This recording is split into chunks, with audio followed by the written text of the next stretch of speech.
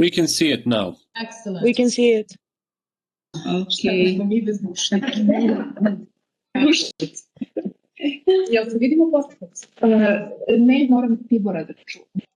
Nažalost. Pa šta onda na kraju samo... Pa šta da radim, nisam znala. Ja imam časove i Tibora ima internet. Da, dobro. A žao mi je. Da, ajde, ljubim, hvala ti. So, hello.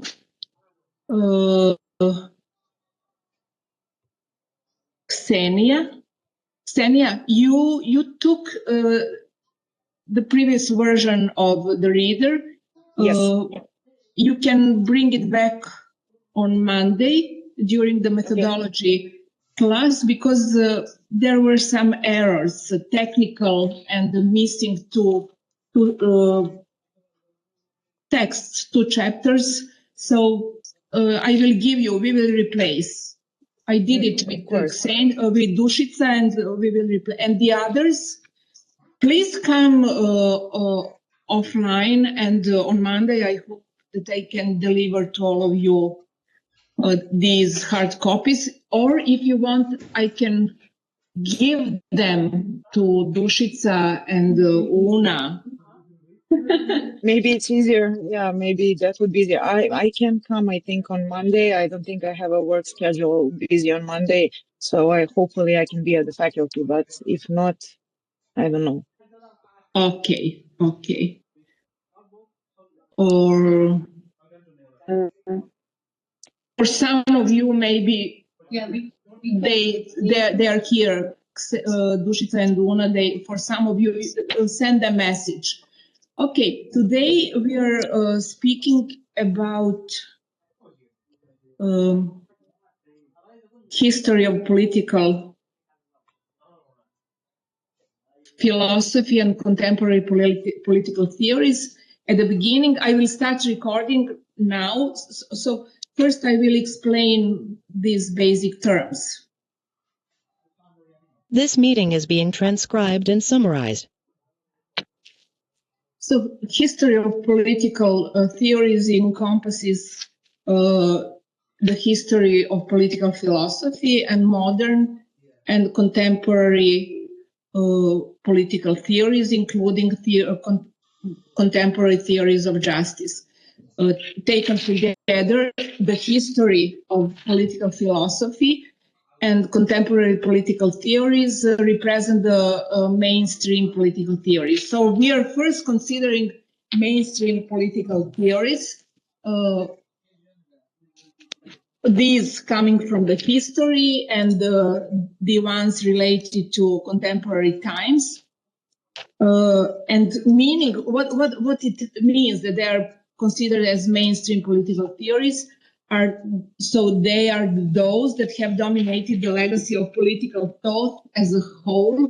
So they're considered as the relevant legacy as the paradigmatic accumulation of relevant ideas. So that's that mainstream simplified interpretation of meaning. Then just shortly to add that classical political philosophy or history of traditional political philosophy lasts until, let's say, 18th century, obvious content theoreticians of that times. And the meaning of classical political philosophy is that it is focused, starting from ancient Greek philosophy and further on, it is focused on theories of the just political order, but in a sense that political philosophy encompassed all fields of societal knowledge, meaning economic, legal, ethical, moral ideas. And from the modern time, from the 18th century, that kind of political philosophy, that legacy of the history of political philosophy has been ended, in a sense that political philosophy has been, that classical political philosophy deconstructed there emerged particular separated fields of societal knowledge, like sociology, by intention, the positive social theory, then legal theory and legal specific particular fields of legal science, legal positive law disciplines, then political theories, political science, ethics as a separate, as the particular fields of knowledge. So that's the difference. That meant, so as I said, the end of political philosophy as the all-encompassing thinking on social issues. And as I said, that had been focused on political justice or just regulation of public sphere and governance.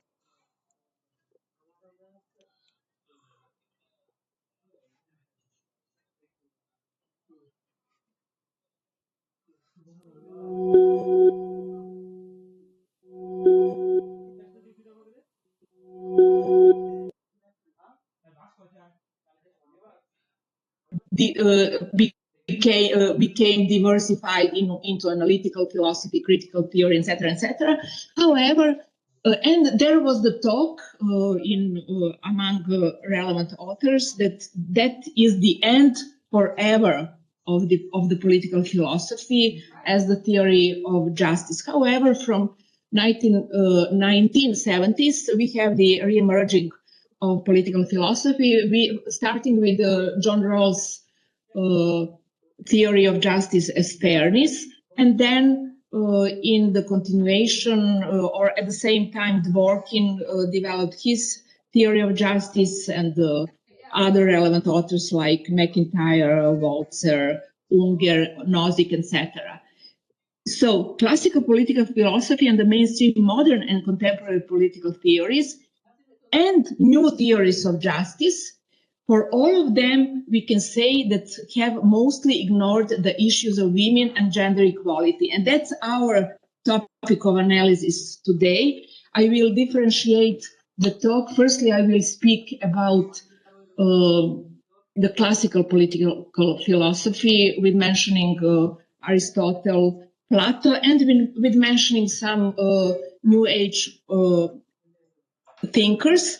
And then we will go on with contemporary political theories, making differentiation among them. Most of them have established the window of opportunity for gender equality, but did not apply. And also theories of contemporary theories of justice, most of them ignored,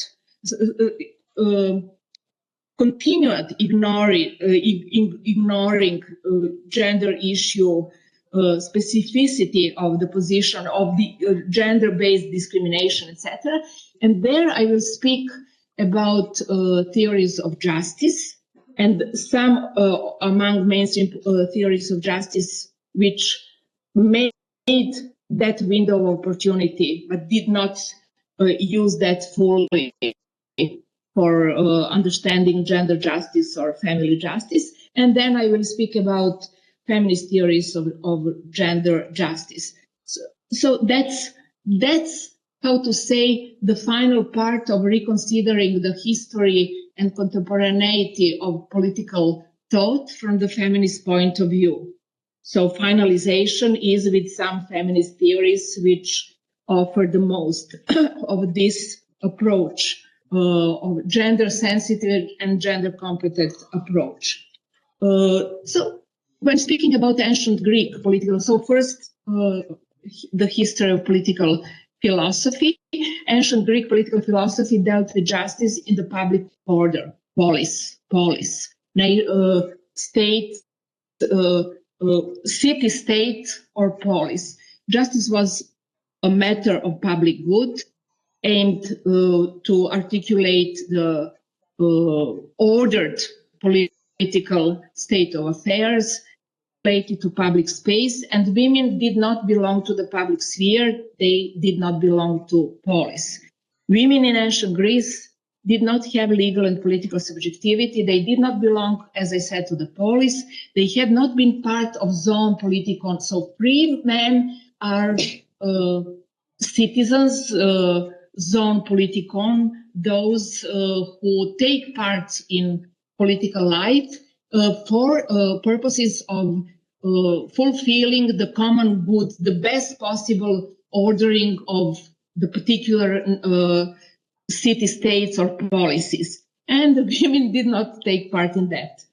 Aristotle gave the most appropriate outline of the ancient Greek conception of justice as the common good of polis, a just political order, with expelling women from that framework. So free citizens are male adult born in a given polis. Justice is a matter of the states acting towards citizens, free men, and is a matter of mutual relations of adult male free citizens and their relation towards the common good, towards the polis, because the focus within polis is on having the duty towards that political community. So the focus is not on the free man, citizen and such, and his welfare, but on his duties towards polis. So justice is connected with the qualities, virtues of the leading classes and free men as a whole, and women are completely invisible and not context. They belong into the social group together with slaves and children. So these three groups do not belong to polis and to the matter of justice, to the matter of public duties, public sphere, common good. Aristotle differentiated distributive justice related to distribution of political duties within the well-ordered polis, and commutative justice related to the private law issues of an exchange of material goods and compensations for damages within the trade exchanges. Women were not subject to distributive justice, not being considered as political subjects, free citizens, nor commutative justice, not being considered as legal subjects in regard of private property and exchange contracts. So they did not have legal subjectivity. Private-public dichotomy was assumed as the given. Women belonged only to private sphere of the household and motherhood. Please not to forget, disturb me, ask me, comment, add whatever you want. So Aristotle sharply differentiated the political justice, justice of the citizen, from justice in the private sphere. So interestingly enough, he mentions just once justice in the private sphere, and here is the quotation, but I will not, you can read it by yourselves. So he sharply differentiates political justice and this justice in private sphere, again related to male heads of families. So the justice of master versus the justice of father, or household justice. So in this, how to say, private sphere, if at all can be spoken about justice, that is only about household justice, in which, again, women are completely subordinated without any voice, any subjectivity. Plato. So he's interesting because he, within classic political philosophy and ancient Greek political philosophy, is the only one who opens the window of opportunity for gender justice, for introducing women of the highest classes into the matters of polis, into the public matters. How does it come? as really something very exceptional. Plato, you can remember, he was very dissatisfied with the given state of affairs in the policies, ancient Greek policies.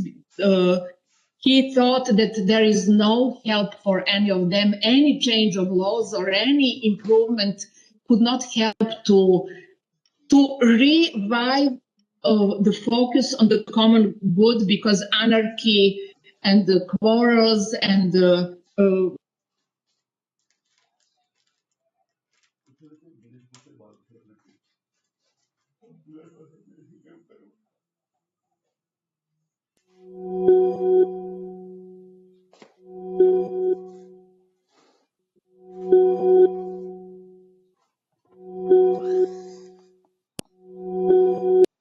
there is no order is possible. And he creates the concept of the ideal city state, ideal republic. And in this ideal city, ideal polis, rulers are to be philosophers, and among the philosophers rulers, it is equally possible that queen philosophers be part of that. So female representatives of the highest layers of the polis, of the society state. There is not the sharp differentiation between state and society concerning polis.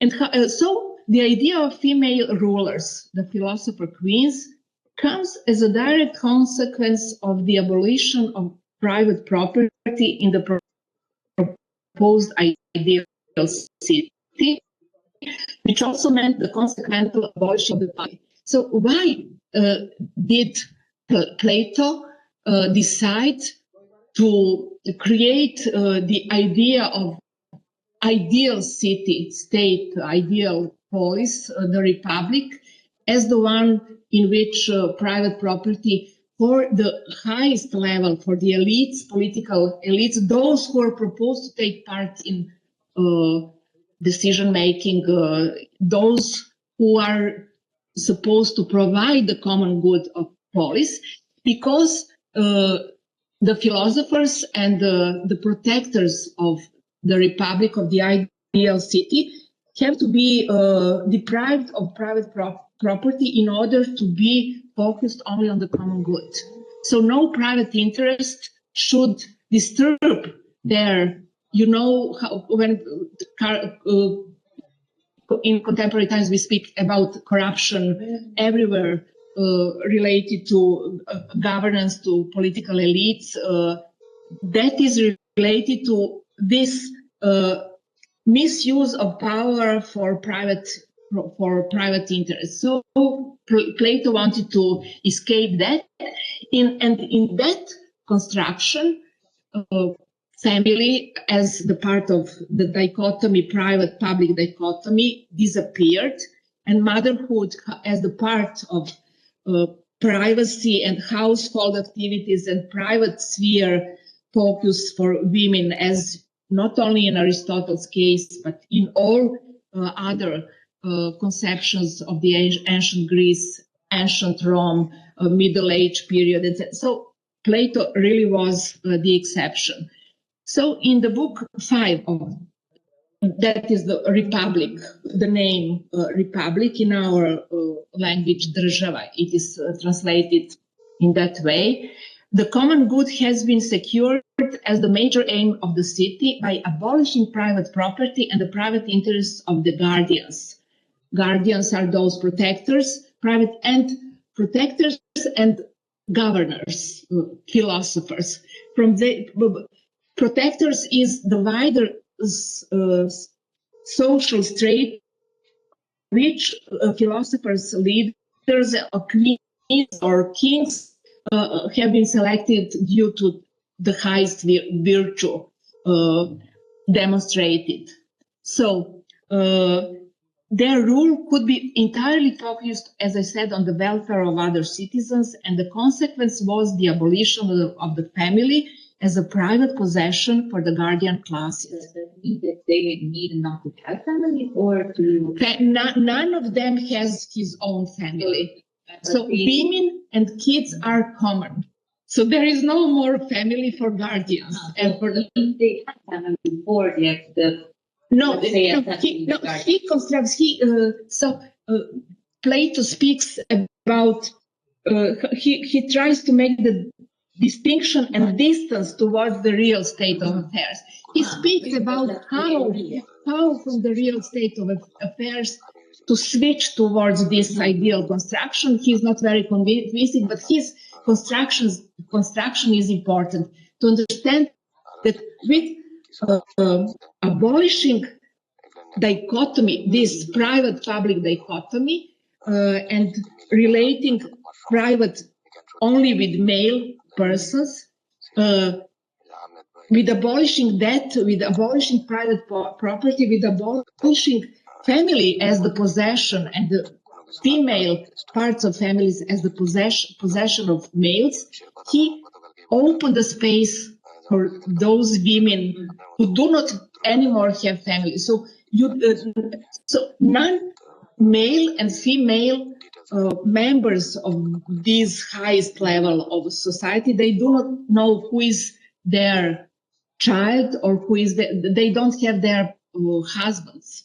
So children are common, and taking care of them is the common care, the common undertaking, and so no private interest related to kids, to wives, does not exist anymore, and that's the reason that those women are freed from wifehood, from motherhood obligations, and that is why they get space and opportunity and possibility to take part in this selection process for those best with the highest virtues, and they can be the guardians and the philosopher's queens. So everything starts from this: abolishing private property, abolishing dichotomy private-public, and abolishing motherhood, wifehood, and giving them space for something completely different. So the point, his revolutionary point, or the revolutionary point which can be extracted from his theory, is that freeing women from these as their own primary focuses of life to this different and higher level of activities. So they do not take care about kids. Very interesting. And but in his, so he wrote this book when he was of age 50, and laws he wrote when he was old, age of 80. And there he came back, he left this conception of the Republic, and he went back to the understanding of how to order the society, the city-state, on the basis of laws, on improving the laws. He did not believe into that anymore when he wrote the Republic, and he revived the idea of private property, private dichotomy, and so everything is like as in the rest of the ancient Greek philosophy. But something very interesting for Plato can be mentioned. He was the only, still he kept a bit of specific, more positive approach towards women, in contrast to Aristotle and all other authors. He did not believe into the common understanding of the lower level of female as based on biology. He spoke that upbringing upbringing and education led towards the different level of quality of male and female, and that changes should be made in education and rearing of kids. Did he had slaves in the Republic? In the Republic, he does not mention slaves. He mentions three layers. The one, so it's interesting in his Republic. So your question is good, but now okay, we are making the digression. But he does not mention slaves, but he speaks about three layers. One is workers. The lowest level. So what is interesting, free men or citizens of polis also have been eliminated. So there is, he wants, the paradoxical is that Plato aims to build the ideal polis, but with the construction, with how he understands these three layers, there is no more polis, because demos is no more zone politikon. Demos or workers in this republic, they are those who only have the function to work. I forgot an English word for different skills, for skillful work for everyday life reproduction. Agriculture, zanati, different skills and agriculture. So it belongs to the layer which in polis is supposed to be the part of demos. Demos, free citizens, those who are supposed to take part in decision making in the normal polis. And then there are only these higher layers, guardians, and among guardians who take care about the survival of that community, that ideal city, ideal polis, which is not anymore polis, and among them the selection of either female or male rulers has been done. So there are no slaves in the idea. A very good question. I did not pay attention to that, but he speaks about these three layers, and the most important is to understand what I always again accentuate. Paradoxically, are two things that he gives these advantages, window opportunity to female of the highest layers or social estate or class, to say in our nowadays words. And on the other hand, he destroys demos, because zone politikon does not contain only of those guardians and in the normal polis, guardians and and those on the top decision-making positions, but also include demos. And here, demos, the third layer, is not anymore devoted, supposed to take part in decision-making, so that there is no polis anymore. Okay. Any more questions? It was still a class society, right?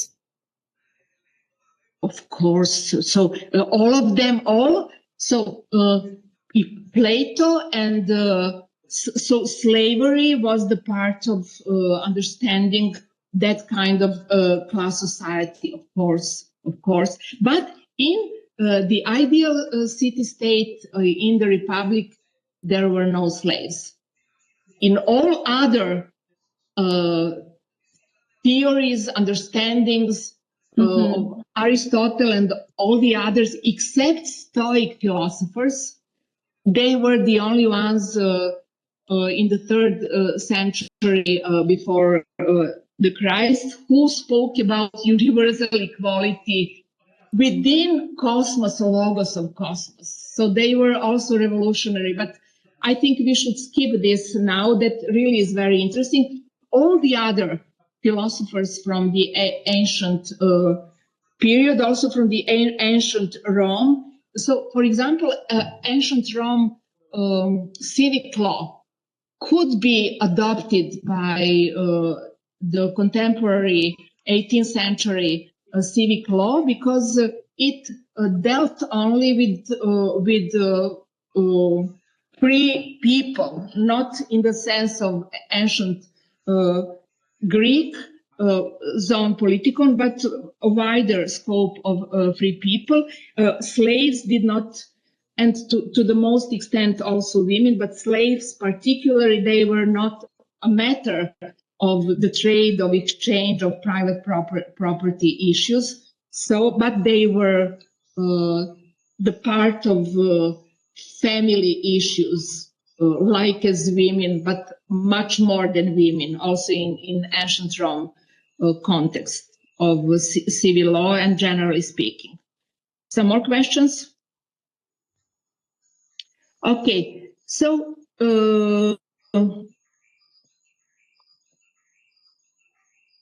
in spite of the fact that Plato kept a little bit more, how to say, credits for women than any other authors, still he did reproduce the patriarchal matrix, especially in laws. The highest offices are reserved for men, and women are considered to a great extent as legal minors, like in the real Athenian polis, in laws. And quotation, besides not being eligible to own property, they are not allowed until the age of 40 to give evidence in a court of law or to support a plea, and only if unmarried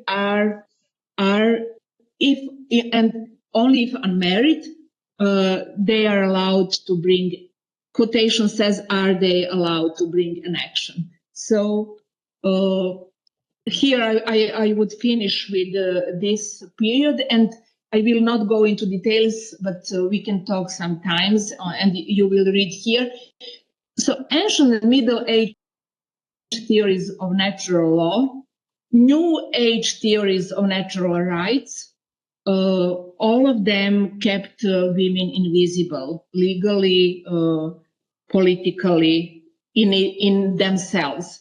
And then the change happened with the 18th century political revolutions, about which we spoke at the previous lecture. But again, without suffragettes movements and the struggle of women alone, visibility of women, even in the ideas of equality of men and the citizen, would mean and means male-related ideas, not recognize female as part of that story. Please. I don't know. I tried to Google it, but I don't know the right meaning of it. There is a theory about the possibilities.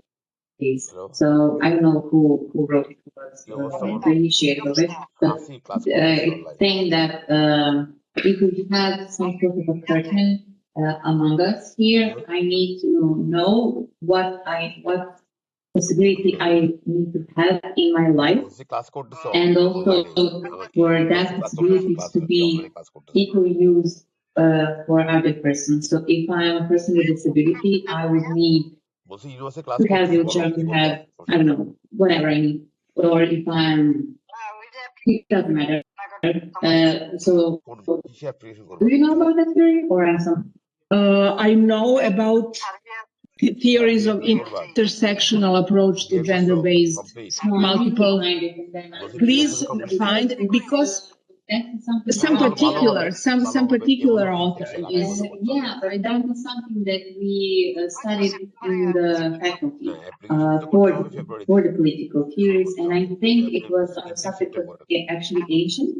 or modern theory, but I'm not sure. And Curtain, but what does that curtain mean? I can't guess.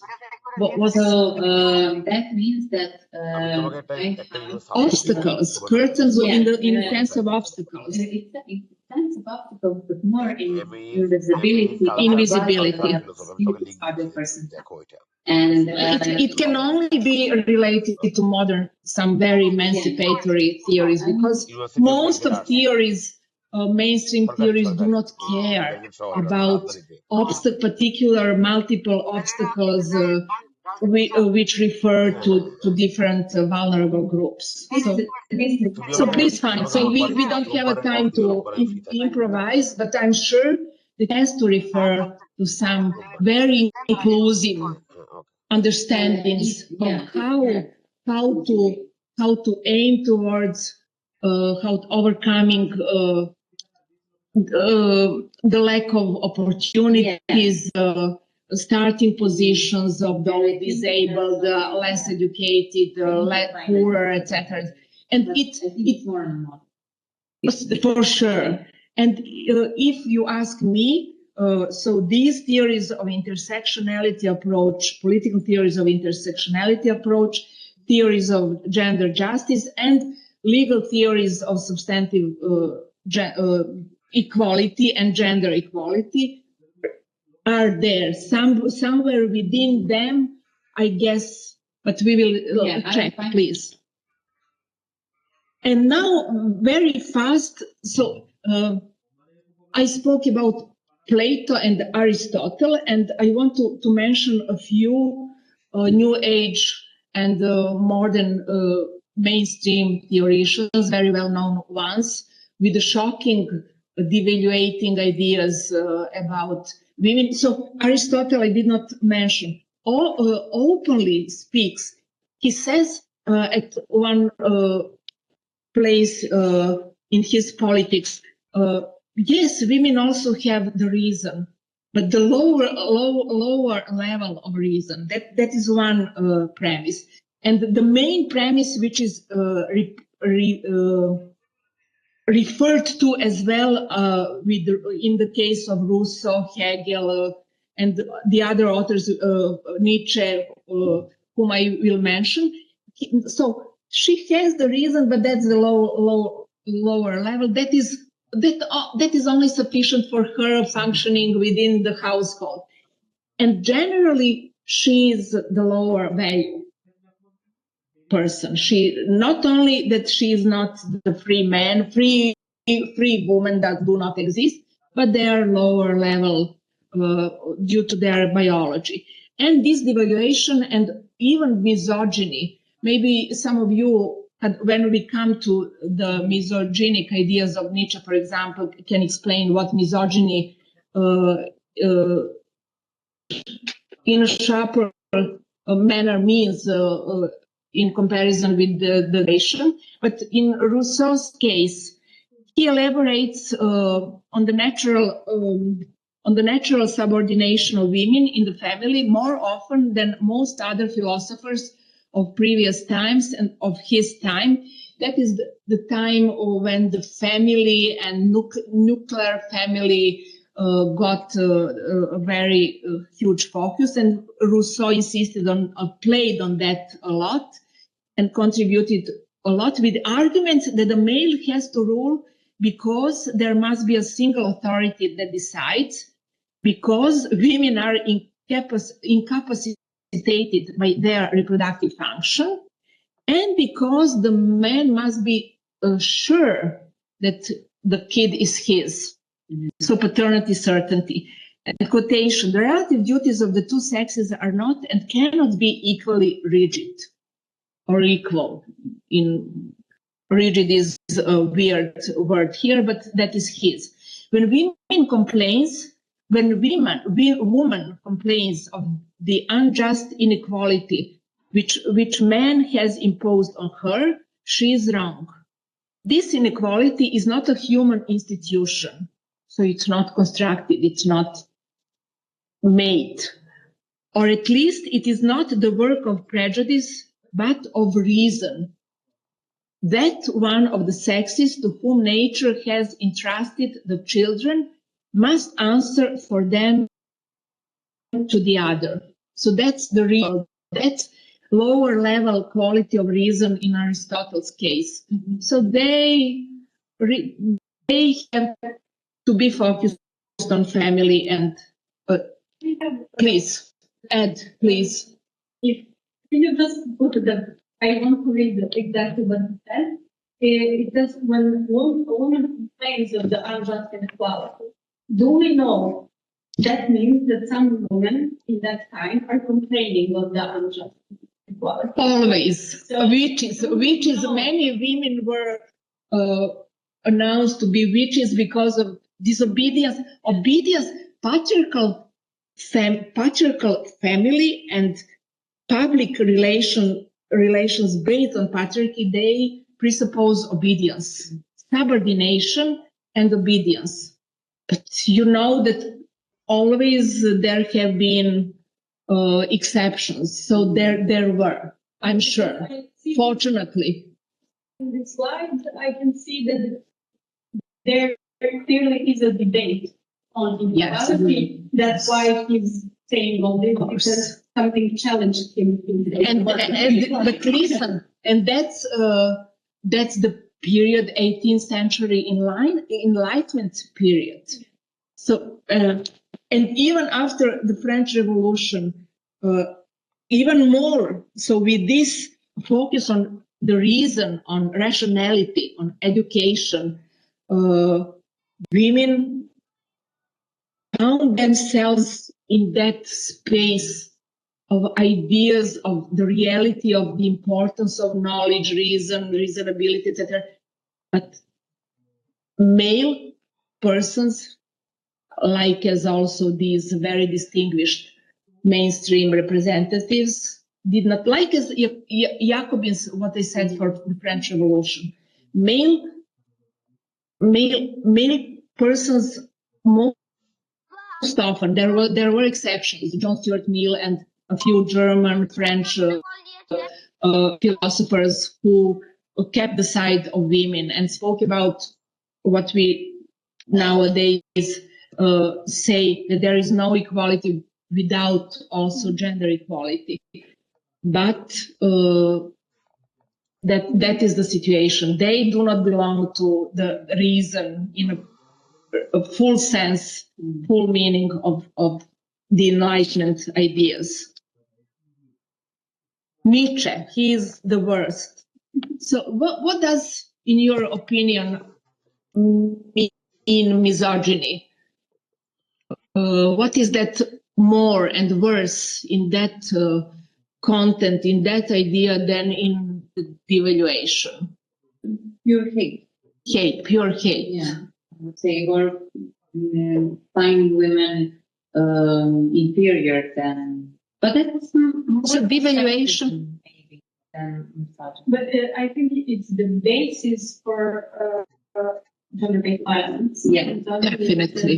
It's not just. But you not. are under But me, it's just because you're under me, I have the right. Yes. But as you can remember what I said at the previous lecture, already devaluation, each devaluation of any individuals or social groups or vulnerable groups implies, keeps the capacity, intention for disregard also through the violence. So not only the moral, the verbal, but also for psychological violence. It's also the physical one. Still, you did not respond. So maybe some of you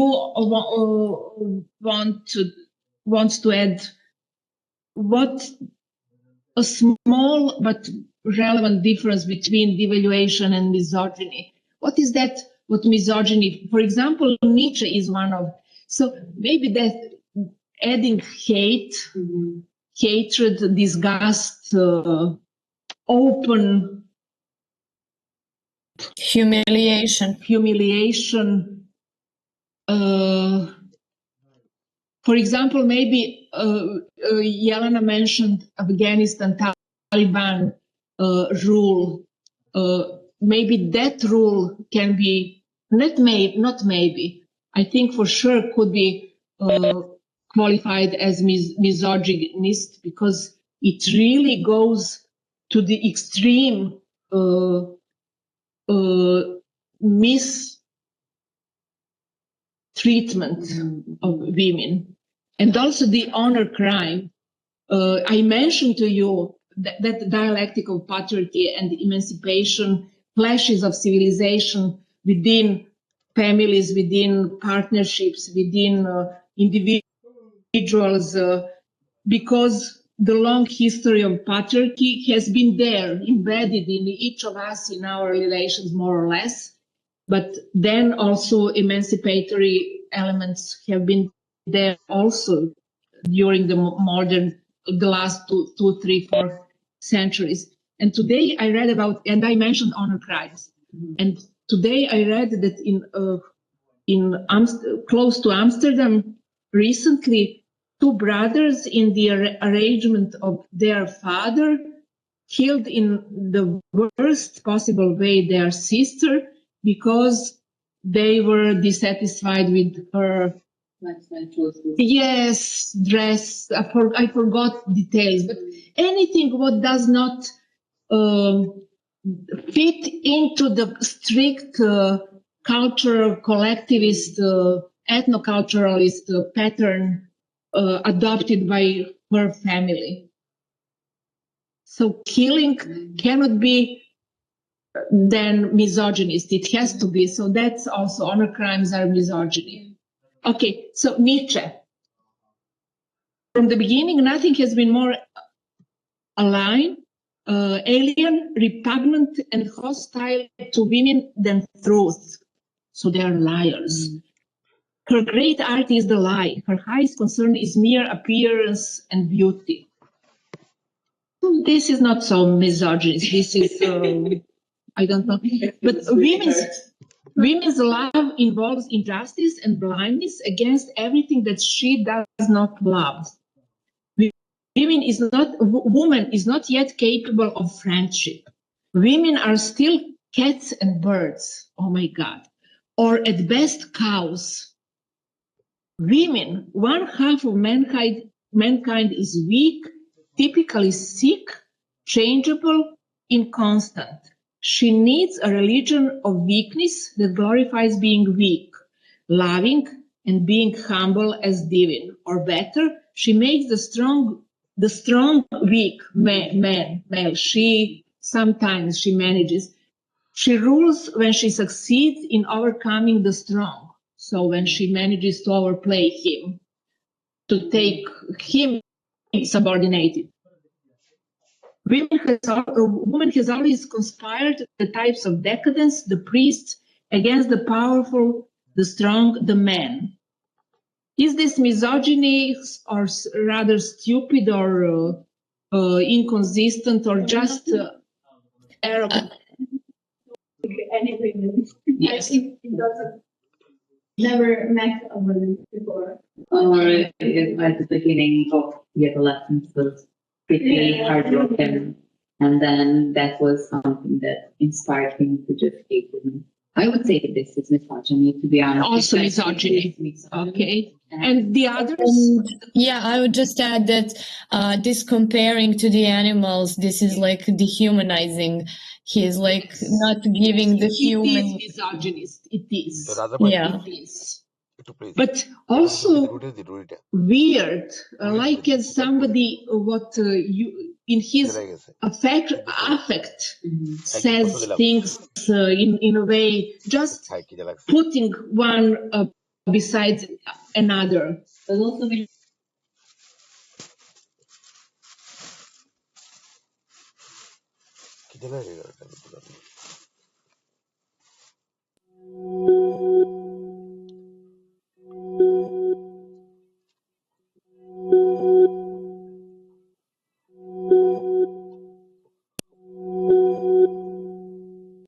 in their want of rationality and capacity for reflection, but it is strengthened by the fact that as the weaker sex, they are driven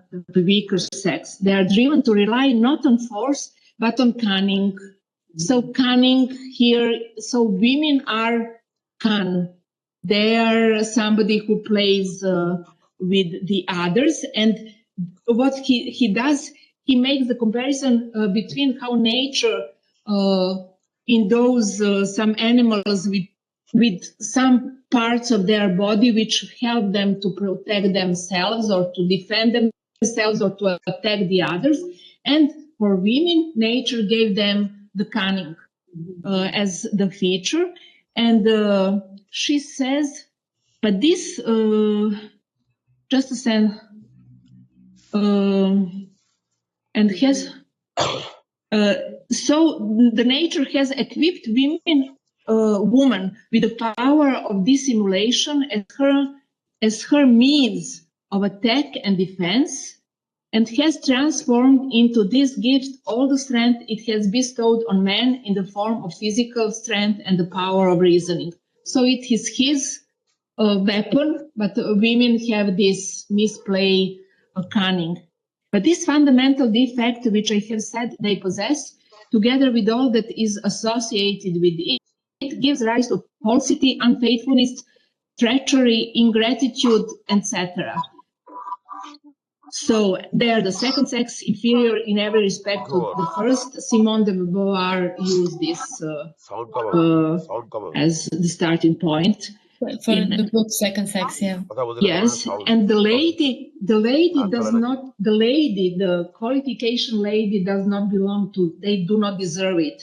The lady is a being who should not exist at all. She should be either a housewife or a girl who calls.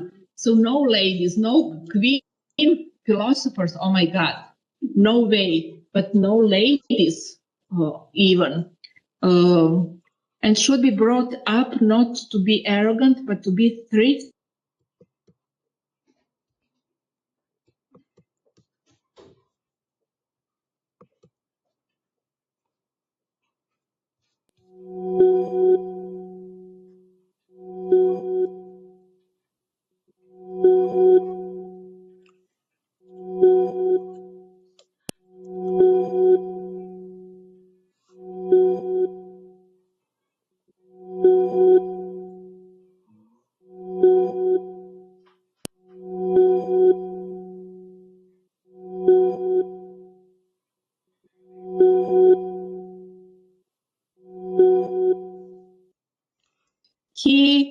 This meeting is he being analyzes transcribed and different summarized. families, but gives the paradigmatic role to the nuclear European family, in which women belong to the private sphere and everything what we know for the patriarchal model of the family. And so complementarity between their women's roles in private sphere with the males, that's really rephrased, repeated always again, even in his case. It follows that man has his actual substantive life in the state, in learning and so forth, as well as in labor and struggle with the external world and with himself. Women or woman, on the other hand, has her substantive destiny in the family and to be imbued with family in her ethical frame, is her ethical frame of mind. So as you see, and modern and contemporary political theories and theories of justice, this is important, and then we will make the break in 5 minutes. So modern political theories do similar in a different way. So make the difference, but the common feature with the previous traditional theories is ignorance towards women and invisibility of women and family gender justice. There are some exceptions which we will mention. So the major difference is, so this is important. So this is the common, almost and already boring similarity, invisibility of women. But the difference, traditional theories openly and systematically considered women as lower value persons without full political and legal subjectivity. They devalued women politically based on their biology. Simplified, but that is that. Modern and contemporary theories, however, they have been built within the framework of civilizational shift towards universal equality, universal human values, and they cannot, most of them do not dare, and they cannot, let's say so, from the point of epistemological standards, they cannot take anymore the argument of biology. As I said, after the civilizational legacy of establishing universal human rights. However, they still keep on the male dominance with using general neutral concepts of men, human beings. I will speak a little bit more about that. So invisibility of women, all the talk, the full mouth of talk about equality, universal equality.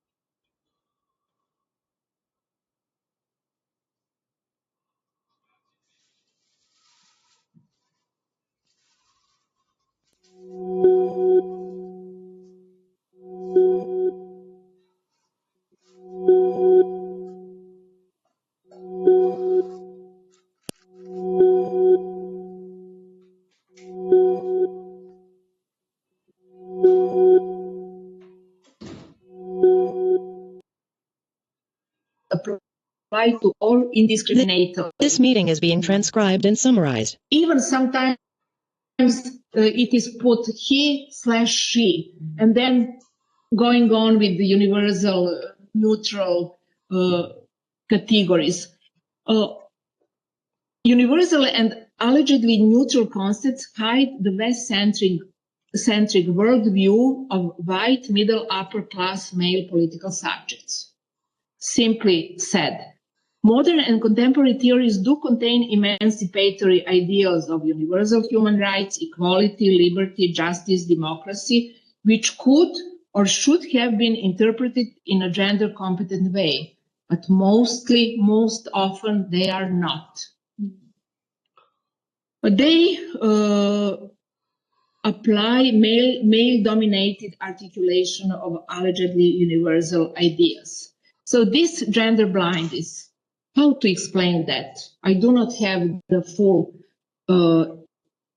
response, but I want to hear you. So the supposedly generic terms, man, he/she, mankind, subject, agent, agents, human being, humanity, they refer allegedly to the human race as a whole. So it sounds like as valid for everybody in the framework of universal human rights, but refer primarily to male subjects. Why is that so? I put a few responses. You can add some others. You can disagree with some of these.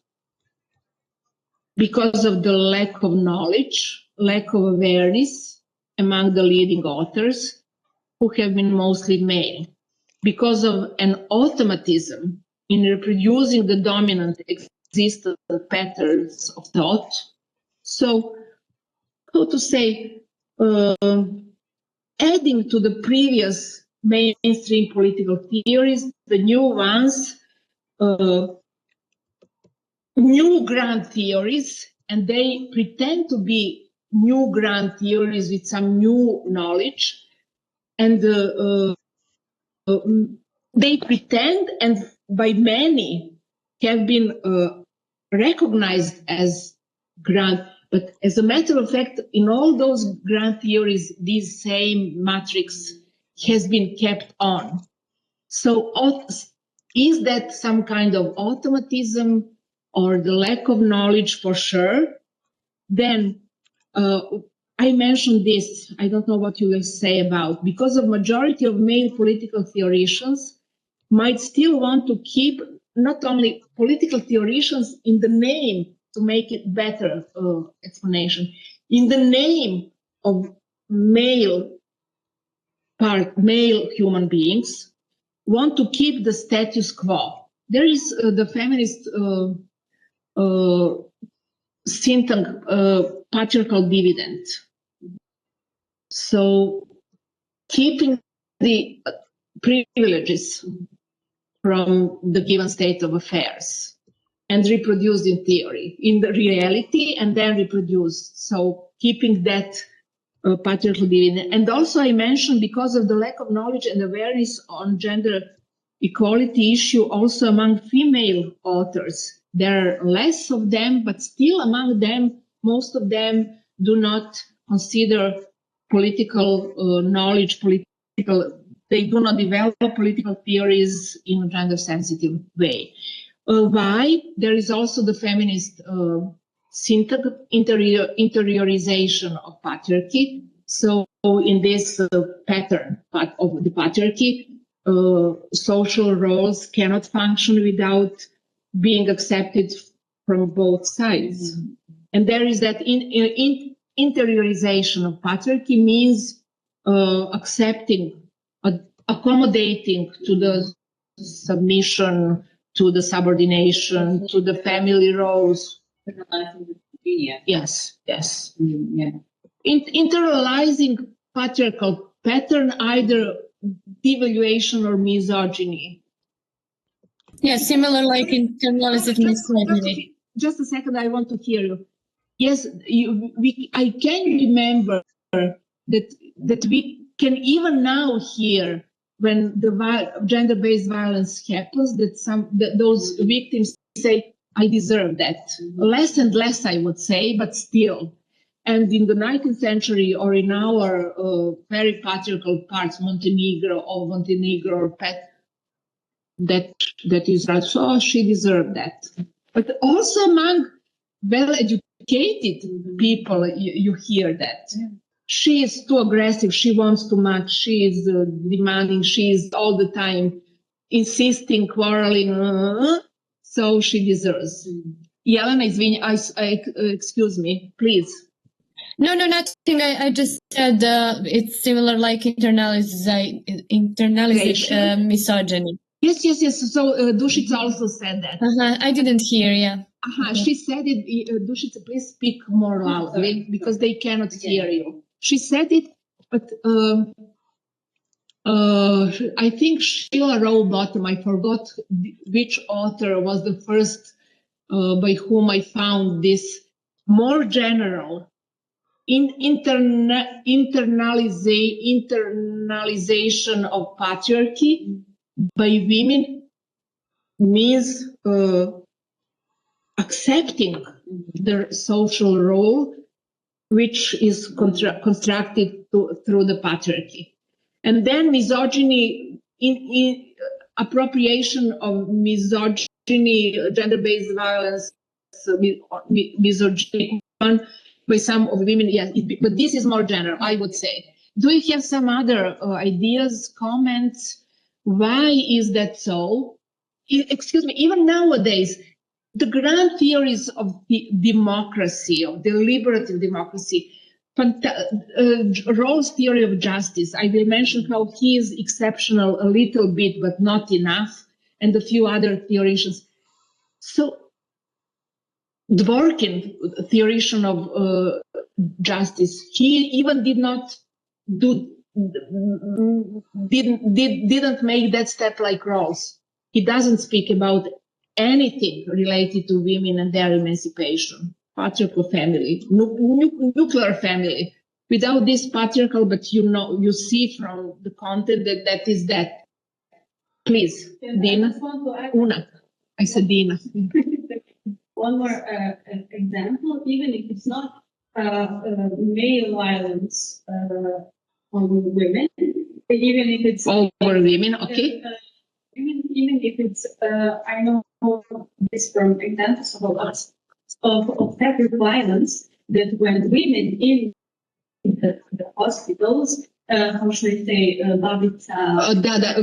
female sisters assisting birth giving.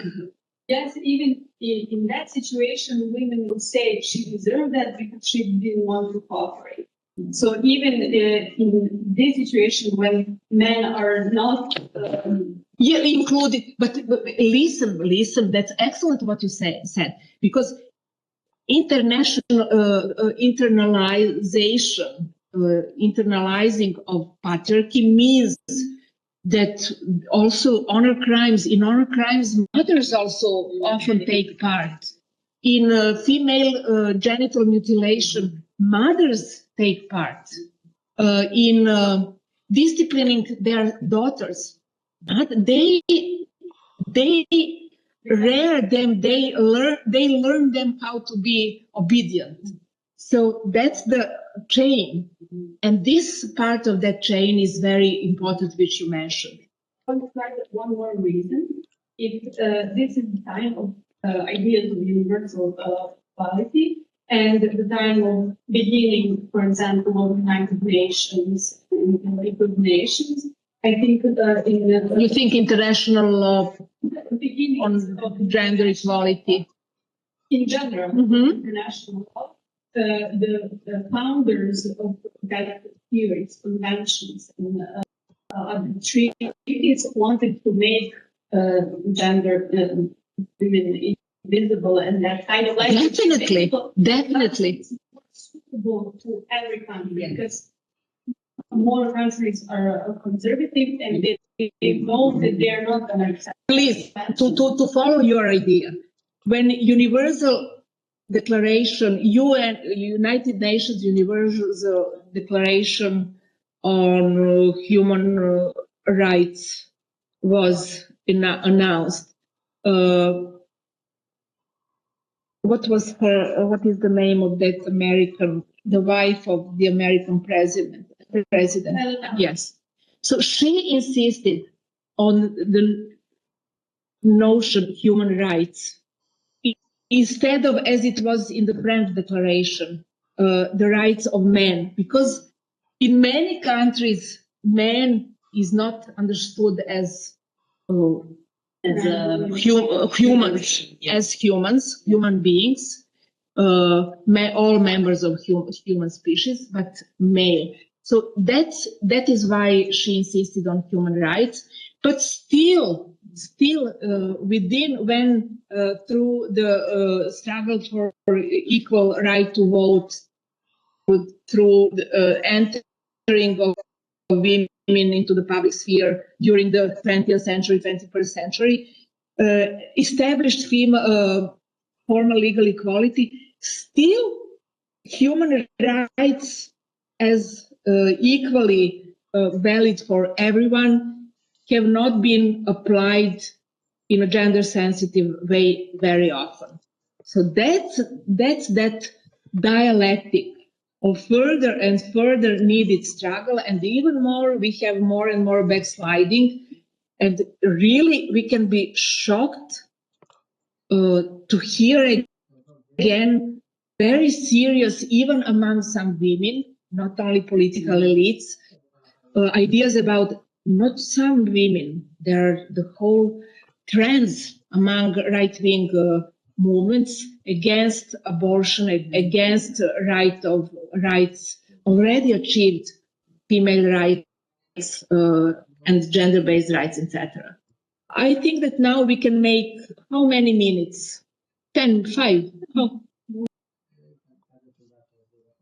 Yelena and the others, how many minutes break? We can have 10 minutes. It's fine for me. 10 minutes. We start again at 7:30 and we will finish until 8:15, 8:10, something like that. 8:15. Great. Thanks. Thanks. See you at 7:30. Thank you. Thank you. Znate Dušanka. A što se opet rekla, a nešto se dopalo da se ne znam zašto. Ne znam zašto. Ako nastavim da te zovem Dušanka, a već si me pomeli, sorry. Dobro, ovo je zanimljivo. Znači, sad samo da vidim dokle smo... Da. Dobro, čak i to je trebalo s tim da završim. Dobro, to će ovo sam ja rekla, to sam pogrešno rekla. Šta? Znam da ta predmeta antička istorija političke teorije, čini mi se i moderna istorija. Dobro, kod Đorđa Pavićevića, a kod Cimendića, kod ovog mog... Dear professor, dobro veče. Da, please. Dobro veče. Yeah, dobro veče. Dobro veče. When are you coming to Belgrade? I will come in Belgrade maybe first week of February. Okay, in January cycle. Yeah, Okay, so end of January you will or be first week of- online? Sorry, madam. I have difficulties to understand you. Please speak more slowly and First of all, I told dobro veče. That means good evening to you. I did not understand you. I told first of all dobro veče.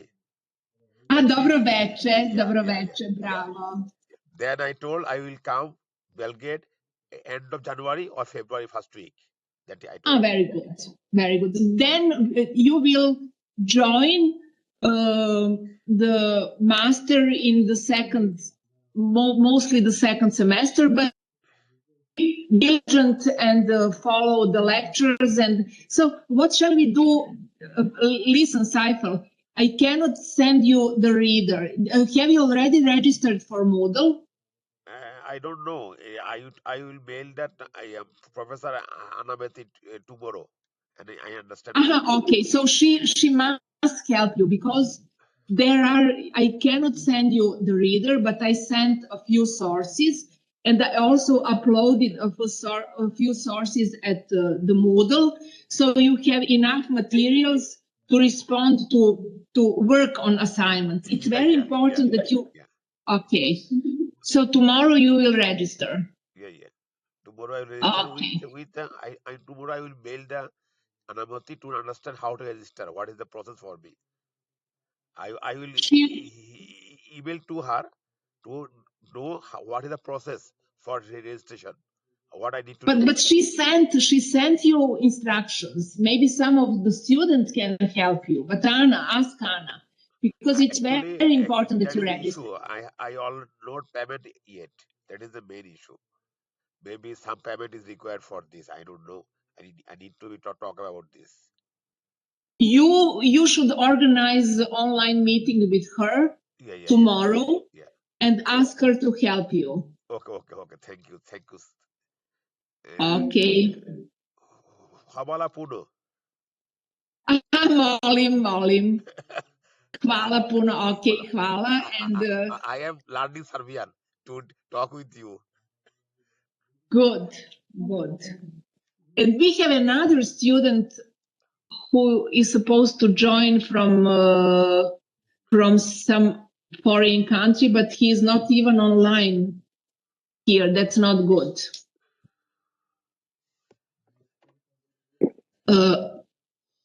I forgot where he is from. Madam, Somalia. That is another thing you need to know. Basically, I am not in Bangladesh.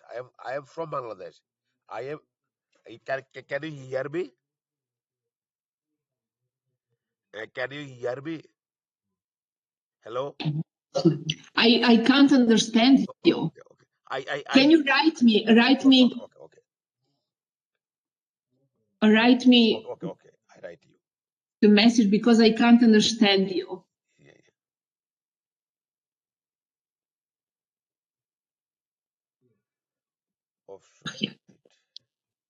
Gde mu je sad poruka? Nije još. Aha.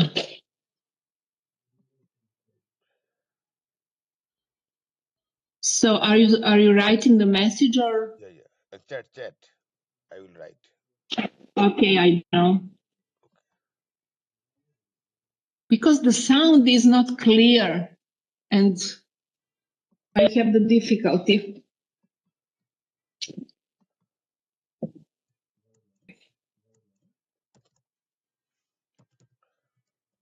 Ću malo da skratim, ne mogu ovako da stignem. Hoću da pričam, a opet ima svašta.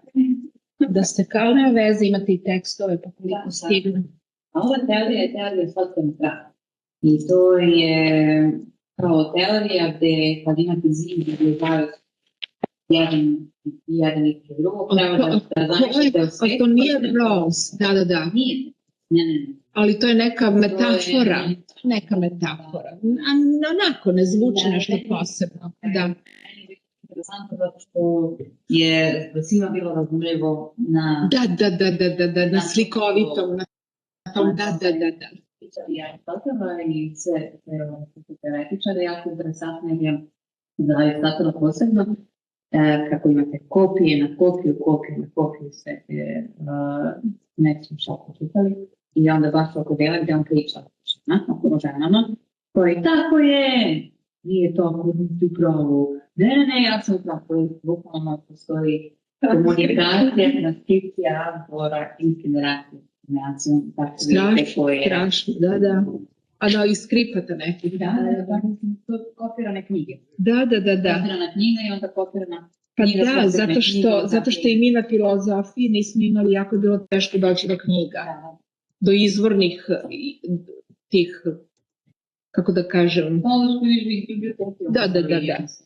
Da vidimo koliko je sati. Za 2 minuta. Oni me čuju jer nisam isključila zvuk. Samo što je vezano ajde kao žene, onda kao i sve te rodne teme, tako to bukvalno alternativna istorija. Kad smo učili Aristotelu i mislim, ali samo se učila se istorija male dominated history. Drugo se strati u našim ratovima, gde je jako bitna ta rodna So, and that was my question. Why is that happening? So why so much there is that lack of gender sensitive, first gender sensitive and then gender competent approach? Resonating, so having somewhere in the mindset always again the trigger to conceptualize, to reconsider from the gender equality perspective. It's still not a matter of the common psychology, mindsets, rationality, understanding. Because patriarchy and then male domination has been so long and so much embedded. It's normalized. Not changing. Mainstreamed. Normalized is not enough to say. Mainstreamed. So, and you follow the mainstream, something what is referential. And also for women to say no to that mainstream means not stepping away of your comfort. So you need to be definitely, yes. And you need to be to have yes, and to have strong arguments. Yeah. Otherwise, you will be blamed for being not enough scientific, not enough offering some ideology, not the real knowledge. So that's the game. Okay, we will start again.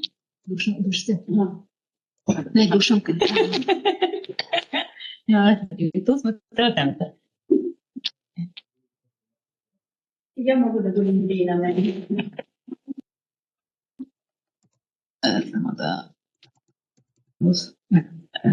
Ne, Bera, snima se.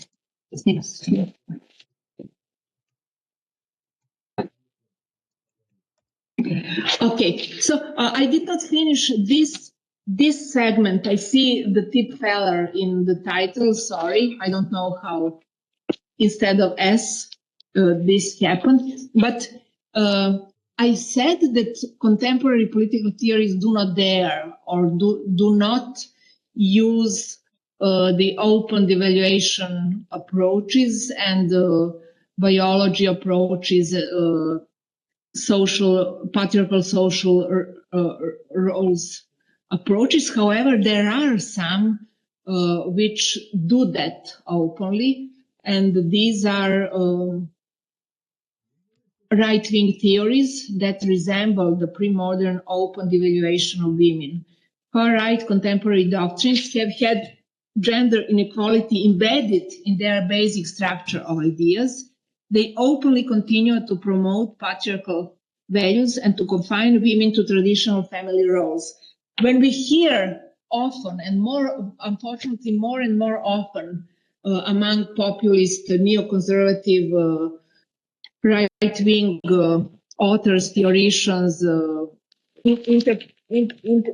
interpreters, that the family is put into danger because of these feminist idea, ugly feminists and ugly feminist ideas and ideas of gender equality and multiple diversity among different genders, etc., that the family is put into danger, and family equal to the nation is put into the danger. It means that they identify, reduce family to the patriarchal family.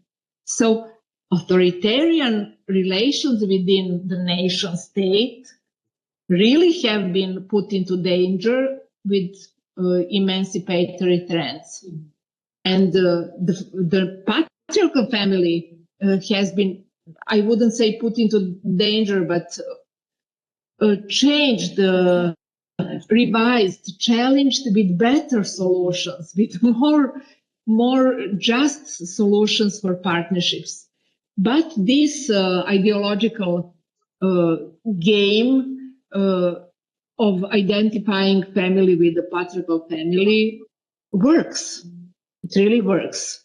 So many people without a critical distance do not realize that this is the playing game, and this is the replacing of reducing family to the patriarchal family, although there have been obviously alternative modalities of partnerships and alternatives to nuclear patriarchal binary family relations, etc., etc. But that's something what had to be mentioned.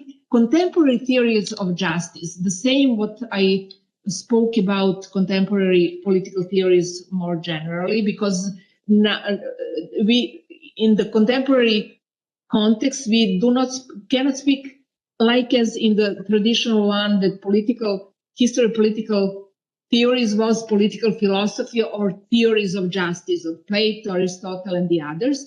But here we have different political theories, political sciences, and also after the revival of theories of justice in the 1970s of Rawls, Dworkin, and the others, we can speak about contemporary theories of justice as the standpoint for developing also the feminist theories of justice, and that is the last part of the lecture. So, as I said, these mainstream theories of justice developed from the 1970s onwards and have exposed a lack of awareness of family and gender justice in the general framing of justice. Again, like as the traditional theories of justice, the matter of justice is public sphere. That is public justice, redistribution within the public sphere. Private sphere and family life does not have anything to do within justice discourse. Justice discourse is discourse of public sphere, of public redistribution.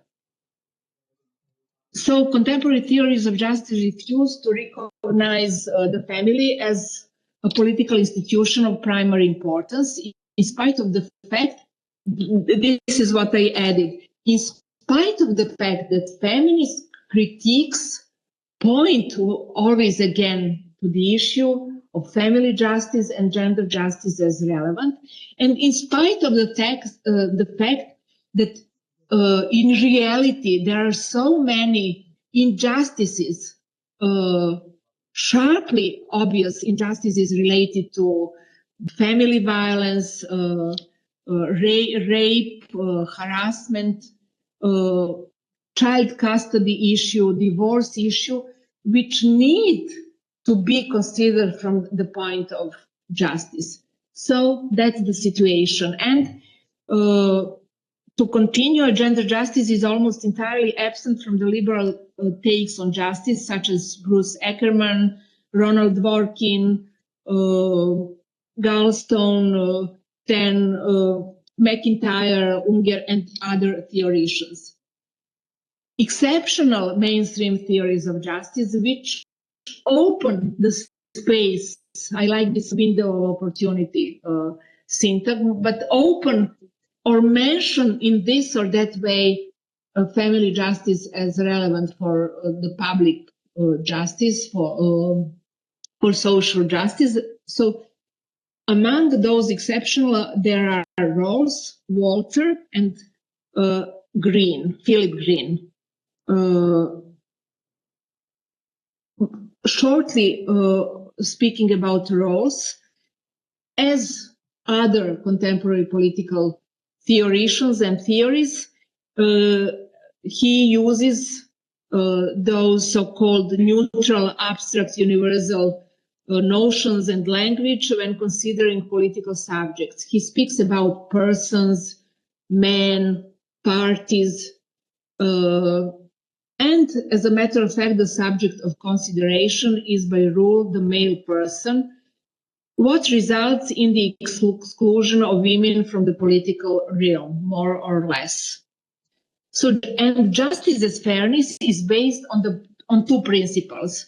The first principle of equal citizenship, equal basic political rights, and the second, the difference principle related to social and economic rights. The first one to basic political rights, and the second one to social and economic rights. And this difference principle could open the space for including into the talk about the better off of those who have been in the worst position in the case of female persons.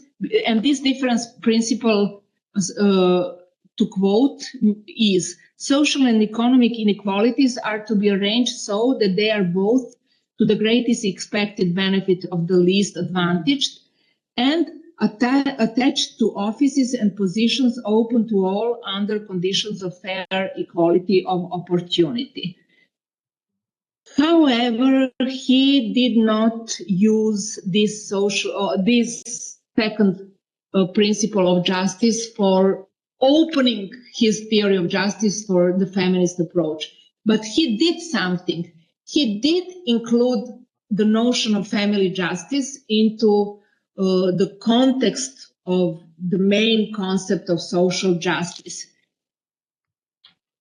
So Rawls included, he did it in a way so that he included family as the subject matter of the basic structure of the society. So family belongs to the basic structure of the society, and these two principles are to be related to that basic structure of the society. However, what is the problem? The similar problem will be in the case of Walter, the communitarian author. So Rawls speaks about the importance of family and family justice and of educating members of the family and children within the family for justice. But the catch-22 or the essential problem is that he does not go beyond understanding family as the patriarchal nuclear family of with the head. He openly speaks about the heads of families and importance of head-sons relation in some contexts. So the patriarchal, he used the conception of the family as the patriarchal one. And in the further, so in the basic structure, he mentions family and the importance of family and the rearing related to justice within the family, but stops there. Limit is the patriarchal family. And in the rest of his theory, he mostly ignores family as the subject matter. So, but how to say, he opens the space with the different principle, the second principle of justice, family justice as the something important for social justice. He opens space for feminists, and really some of them did work on advancing and accommodating his theory to this conception, more proper conception of gender justice. Walter, communitarian theoretician, who speaks about, his book is called Spheres of Justice, and one different spheres in which justice has to be accomplished in order that social justice be fulfilled. And family is one of spheres of justice. He speaks about that initial roots of oppression and violence over women are in the family, but and also rightly, importantly, mentions that there is also a kind of political and economic misogyny, so that even in the public sphere, reproduction of these roots of patriarchal violence towards women happens. He also assumes that overcoming the family oppression and injustice is very crucial for public justice, for eliminating injustice within the public sphere and violence, misogyny within the public sphere, but also so interconnection of these two spheres. However, where is the limit? He does not clearly recognize patriarchal power relations as the basic source of family injustice. So he came to some level of understanding, but not up to this main point. And he wrongly expects, that is also the problem, he wrongly expects a spontaneous overcoming of family injustice and private-public dichotomy. Spontaneously do steps forward happen, but slowly and without any guarantees. Spontaneously also backsliding moves and changes can happen, but by an intention, improvements and backslidings, when it is by intention, their effects are much bigger. Unfortunately, also in the backslide, when there are open, organized, systemic ideas about how to struggle against gender equality, efficiency, efficacy, and efficiency are there, unfortunately. But also, as I mentioned at the beginning, that index of gender equality, which speaks about 132 years needed for spontaneous changes, but without any guarantees. Philip Green is a very interesting mainstream political philosopher of the socialist or social democratic orientation, and he comes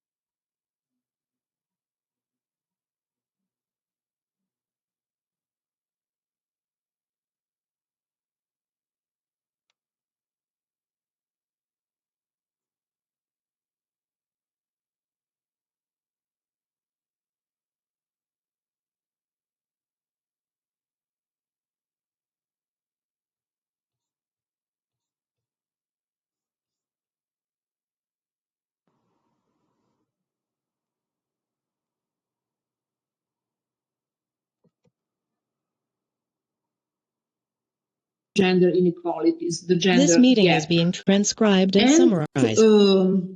Something very important he says, and for example, it did not come to my mind before so explicitly before I read him. He says, if even there are no longer separate spheres for women and men in work, education, civic participation, in the division of labor, in the sphere of reproduction. No, so in all these, so in the public sphere, even within the family sharing of homework obligations, if this reproductive function is still focused only on women, one more obligation which contributes to her inequality is on agenda. So so the work-family balance is one of his focuses of justice, and as he said, in the sphere of reproduction, if the sphere of reproduction is not overcome, women will still have one more obligation, which is always the source of their stereotyping by men and even by themselves. So very important, meaning that care for giving the birth and for rearing has to be fair shared besides all other work family balance attempts. And also he says that violence is an inherent component of the patriarchal family, which should be eliminated by the proposed family restructuring and overcoming the patriarchal sexual division of labor and consequential devaluation of women. Like as the feminists, the best feminist says this. And the feminist critique of the mainstream legacy very shortly, and about feminist theories of justice also shortly. So the feminist deconstruction of universal political concepts of the whole feminist mainstream legacy of political theories of justice. And due to the influences of postmodern political theories and postmodern feminism, which was stimulated, triggered by postmodern theories. So postmodern feminisms have deconstructed the foundationalist and essentialist approach of male-dominated modern political theories, general concepts of man, human being, agents, subjects. So all of these, pointing to the fact that all these allegedly neutral and universal and notions or categories refer essential persons. And they also point to the fact that the roots of these kind of mindsets is in white male Western thought, or the Western thought of white male middle and upper class educated male authors. The second thing, postmodern feminists also put into question universal category of the woman and understanding of gender-based discrimination as applicable primarily to women because that reaffirms binary approach and the patriarchal public-private dichotomy and also represents the feminist understanding of white, middle-class, educated Western women and hides the factual plurality of female persons group, destinies of women and feminist movements out of the Western context. So this is that these different dimensions of the feminist deconstruction. The feminists generally said, but with including queer theories and postmodern theories of with different orientation compared with the mainstream understanding of feminist theories. And critical race feminism had the biggest contribution among postmodern feminisms for deconstructing the universal category of the woman, because it does not exist. Each woman also belongs to a particular class, age, race, etc., etc. But they insisted on this interrelation of gender and race. And then intersectionality approach expanded to all other different dimensions and sources of gender-based discrimination. So the biggest contribution among postmodern feminisms for deconstructing a universal category of the woman and for overcoming a single axis understanding of gender-based discrimination, for developing discourse of intersectionality as an analytical tool for understanding gender-based multiple discrimination. So the biggest contribution is to be attributed to critical race feminism. At the first place, Kimberly Crenshaw, but I like very much Patricia Hill Collins, and you will see 2 chapters are included into the reader from Hill Collins, and once alone and once with Sirma Birge. And for example, Adrian Wing, currently very relevant critical race feminism author, who also wrote the chapter for one of our books, which I uploaded, Feminist Perspectives in Law. I uploaded as a whole at Moodle. And she also will write, I'm very happy because of that, I'm preparing with the co-editors the book on Global North, Global South interplay within the context of law, gender, and power.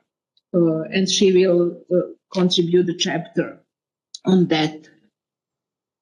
Feminist theories of gender justice, a few relevant feminist these theories developed since 1990s, and obviously they include family and gender justice and menstrual justice and reproductive justice, but I here mentioned only family and gender justice into the justice discourse, in a sense that there is not possible social justice or public justice without these dimensions of justice.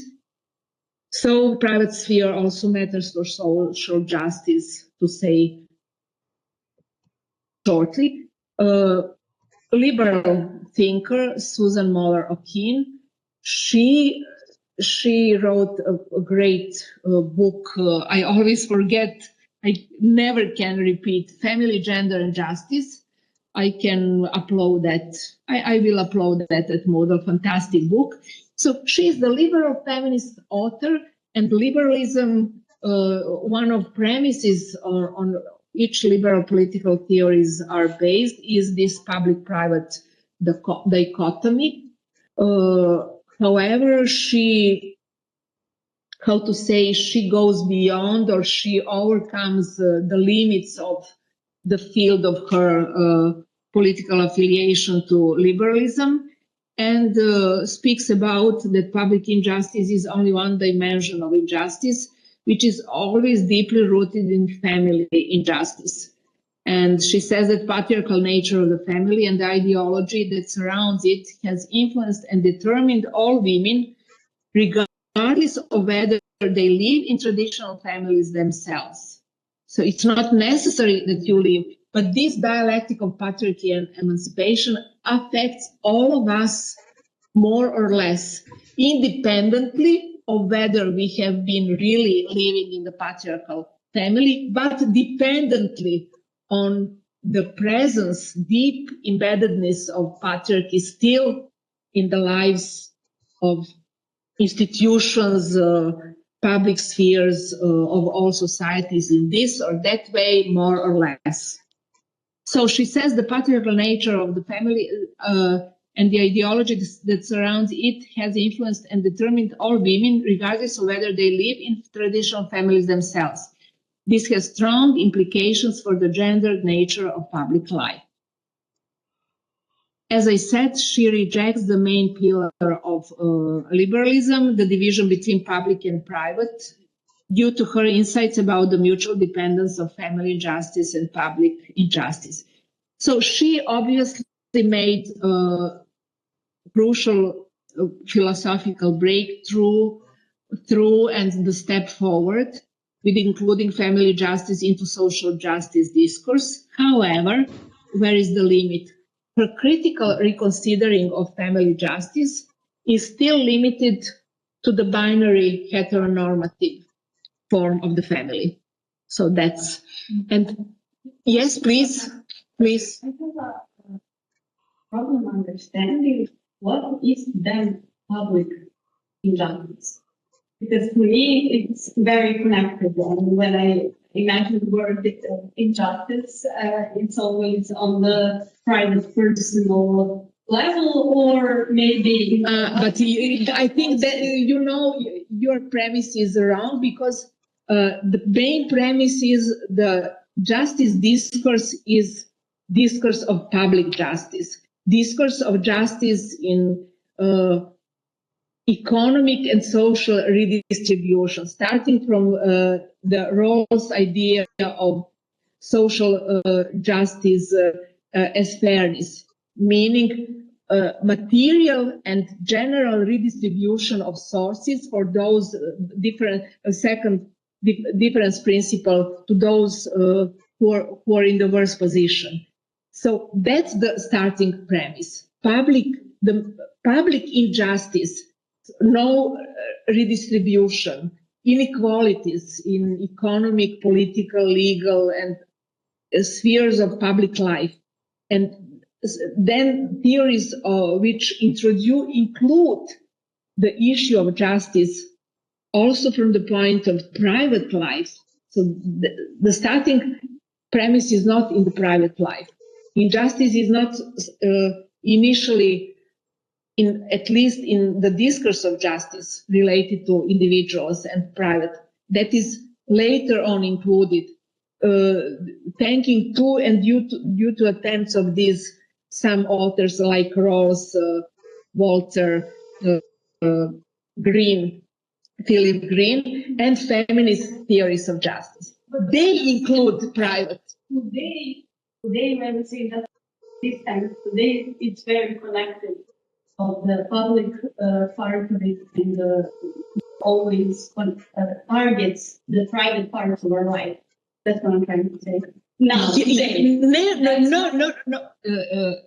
To those who are gender sensitive, but who says who gives you guarantees that most of current actual theories of justice take care about or include discourse of family justice and private justice and gender justice and menstrual justice and reproductive justice into the discourse. The least of them do that. For you, it is maybe self-understandable, but for the mainstream context, it is not. For me, that's why I don't understand. Because you have maybe overcome this curtain about which Dushanka,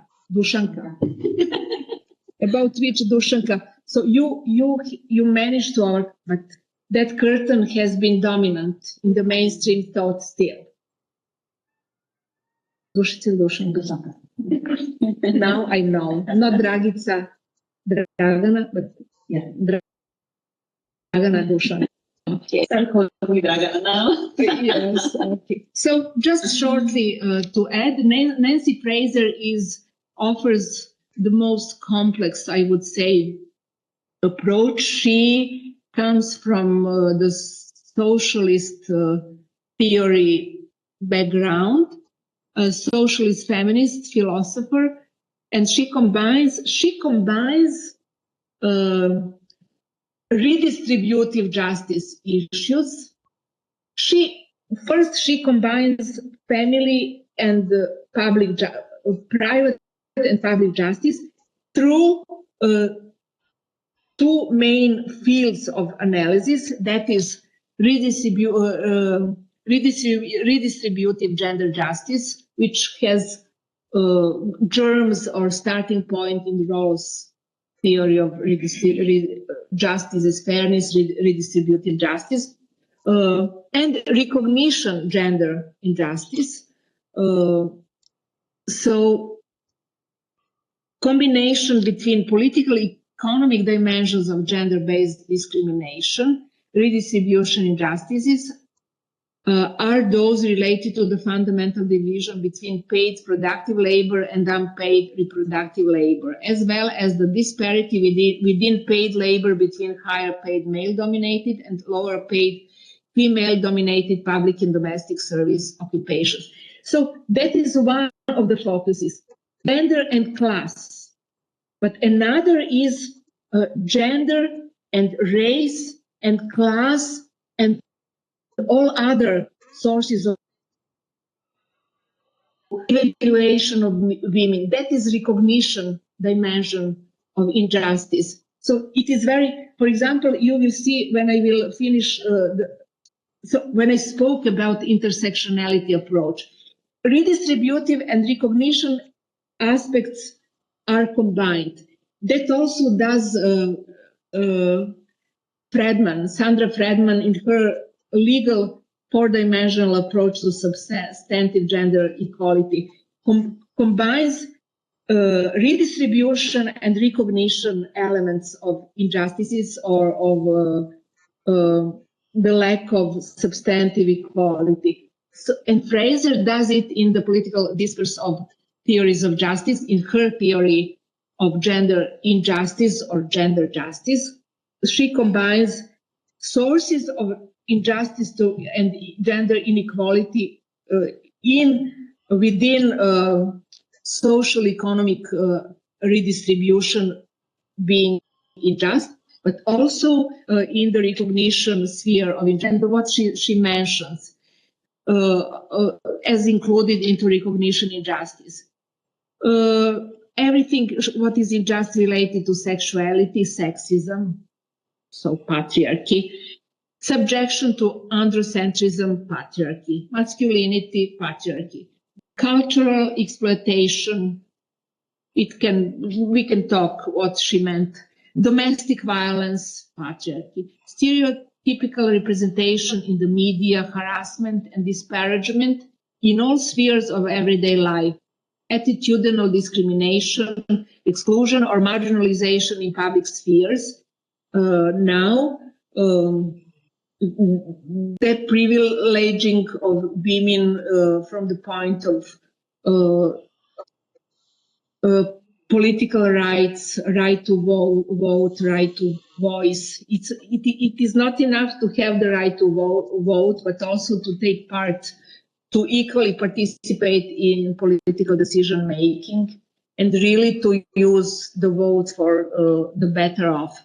Then what else? Exclusion or marginalization in public spheres and deliberative bodies, lack of participation, and denial of full legal rights and equal protection. So the complexity of multiple devaluation, discrimination, deprivileging of women, and she does not speak about the non-binary, but it can be legitimately added, is included from both sides, from the side of redistributive justice or injustice and recognition justice or injustice. So combination of gender with class, race, and all other sources of devaluation, stigmatization, stereotypes, violence, and so on. So Nancy Fraser, and to finish with Iris Moyer-Jung, she does not. She again, in her special way, enables a complex approach to understanding multiple gender-based discrimination and gender injustice. She speaks also about gender injustice, but also in a more general context, she speaks about at least 5 different phases of oppression and injustice that cannot be further reduced but are perfectly well applied to women: exploitation, marginalization, powerlessness, cultural domination, and violence.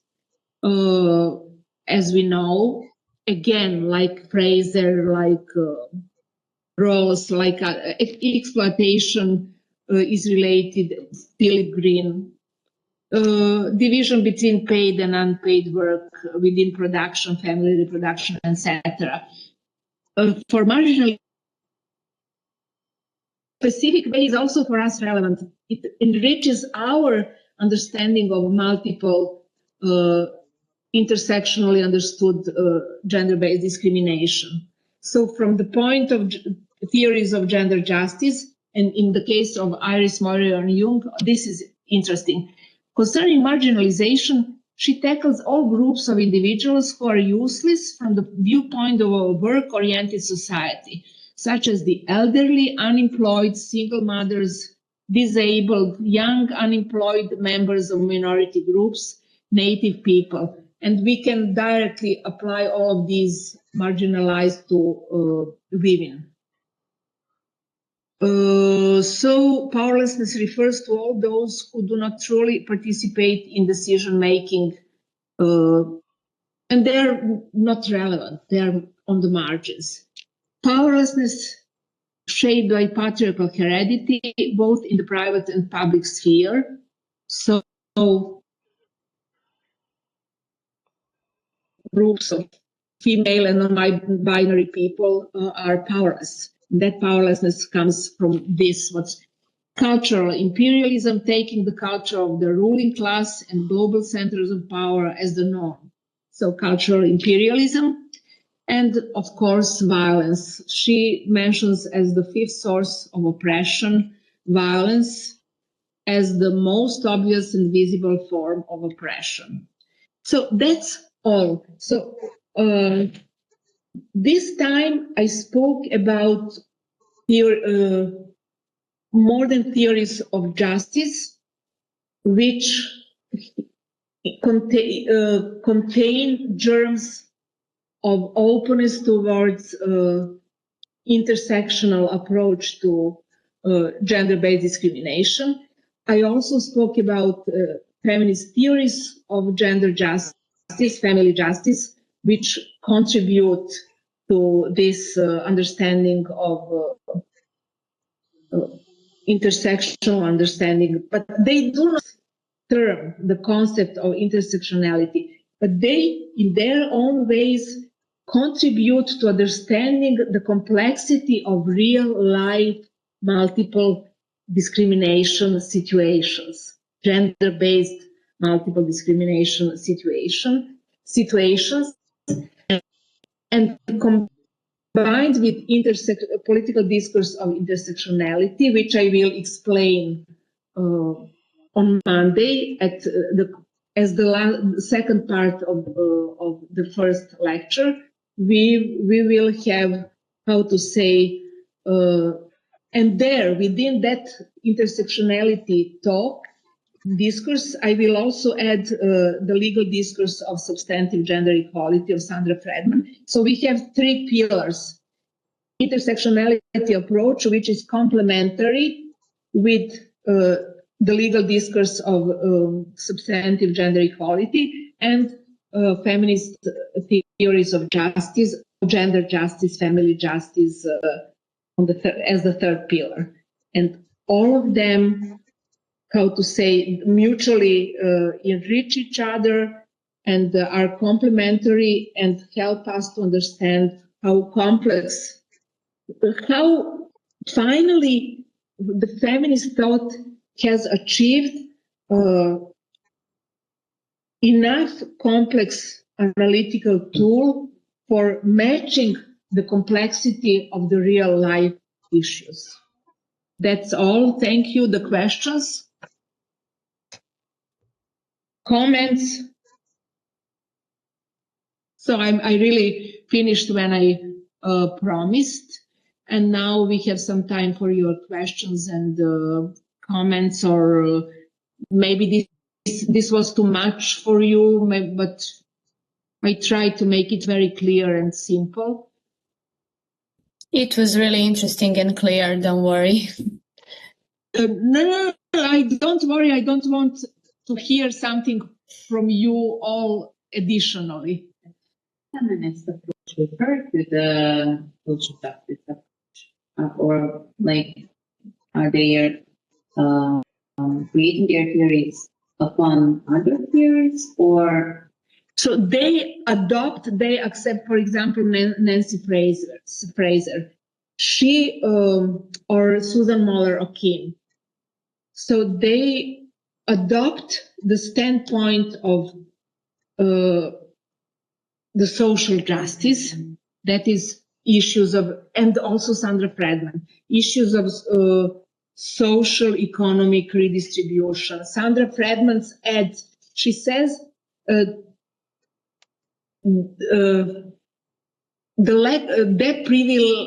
privileging of women does not come only from the class basis, but also race, age.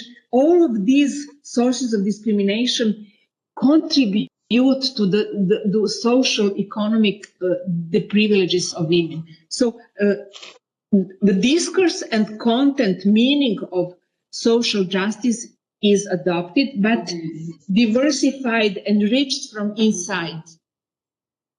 And enriched also from the point of recognition injustices, all the stereotypes, all the privileges which come from stereotypes, stigmas,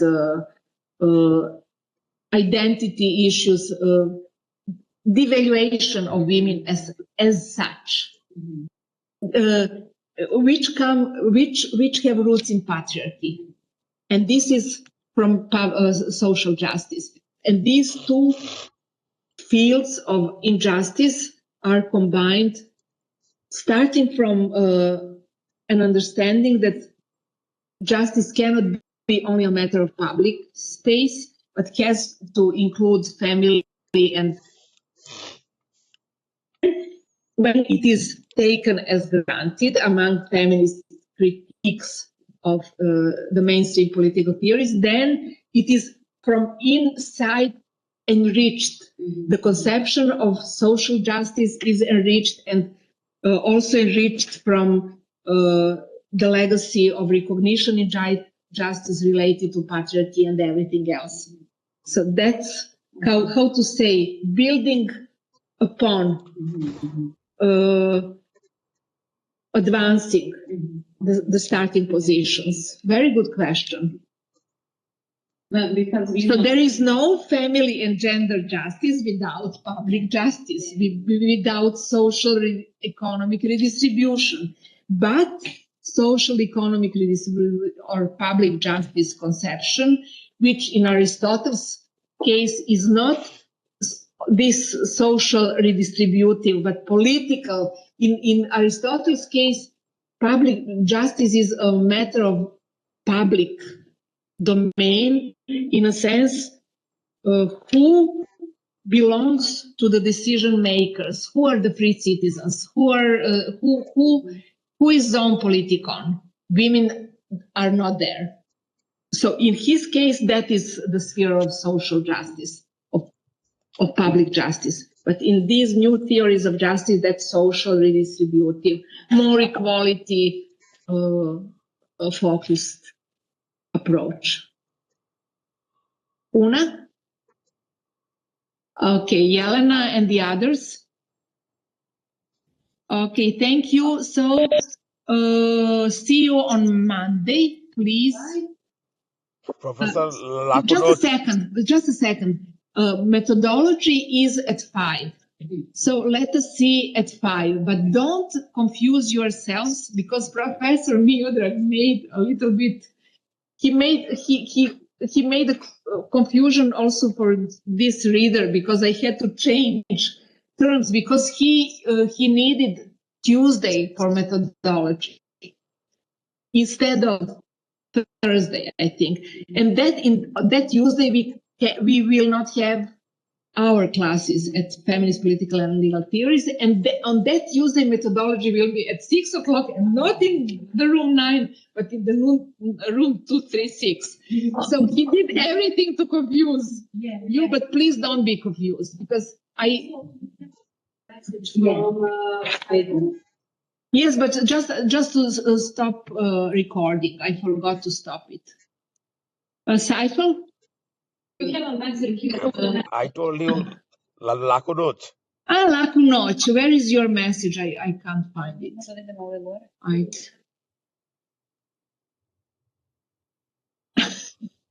Look at me. Ksenia, ciao. Ciao. I can't see your message. Okay. Send you letter.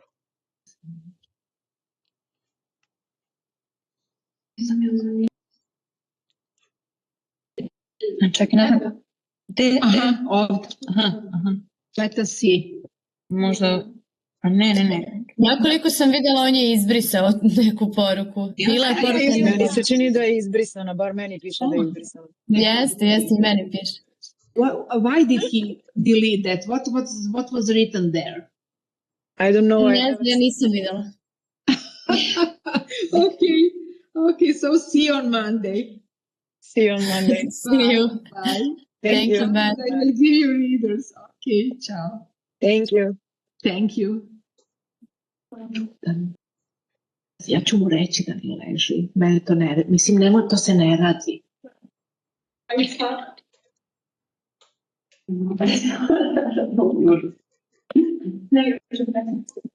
Ćao.